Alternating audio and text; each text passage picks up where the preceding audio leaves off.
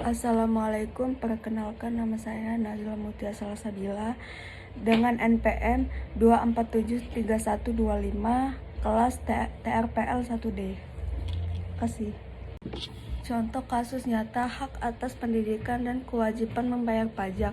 Salah satu contoh nyata di Indonesia yang berkaitan dengan hak dan kewajiban warga negara adalah hak untuk mendapatkan pendidikan yang layak, serta kewajiban untuk membayar pajak dalam UUD 1945 Pasal 31 Ayat 1, menyatakan bahwa setiap warga negara berhak mendapatkan pendidikan dan pemerintahan berkewajiban untuk membiayai pendidikan dasar. Sementara itu, warga negara memiliki kewajiban untuk membayar pajak yang digunakan oleh pemerintah untuk membiayai layanan publik, termasuk pendidikan. 2. Hak dan kewajiban yang terlibat. Hak warga negara adalah setiap warga negara mendapatkan pendidikan yang layak dari tingkat dasar hingga menengah, sebagaimana diatur dalam UUD 1945.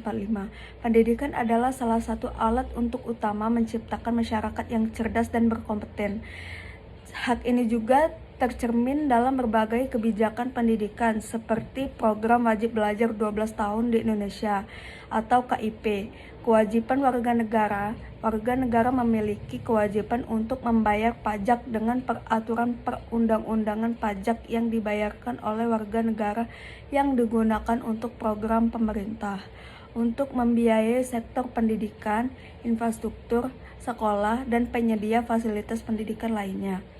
Kewajiban pemerintah adalah pemerintah berkewajiban untuk menciptakan pendidikan yang berkualitas dan merata dan dapat diakses oleh semua lapisan masyarakat. Hal ini mencakup pembangunan sekolah-sekolah di daerah terpencil, peningkatan kualitas guru, serta penyediaan beasiswa bagi siswa yang kurang mampu. 3.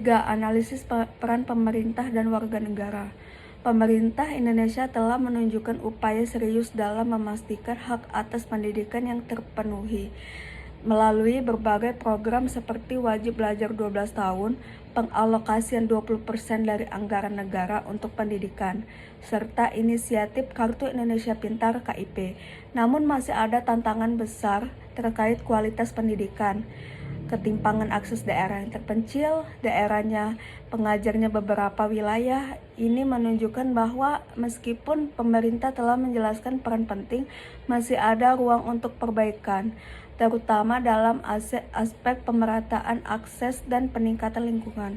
Warga negara di sisi lain melaksanakan kewajiban membayar pajak dengan baik. Tingkat kepatuhan pajak di Indonesia masih relatif rendah. Banyak warga negara, khususnya di sektor informal, belum sepenuhnya sadar akan pentingnya membayar pajak yang berdampak terbatasnya anggaran untuk meningkatkan mutu pendidikan di Indonesia. Dengan demikian, warga negara juga perlu meningkatkan kesadaran dan tanggung jawab mereka terhadap kewajiban ini. Dampak jika hak tidak dipenuhi atau kewajiban tidak dilaksanakan. Dampak bagi individu adalah ketidaksetaraan akses pendidikan. Individu yang tidak mendapatkan pendidikan yang layak akan kesulitan bersaing dalam pasar kerja, sehingga peluang untuk keluar dari lingkaran kemiskinan menjadi semakin kecil. 2. Kurangnya keterampilan dan pengetahuan tanpa pendidikan yang baik.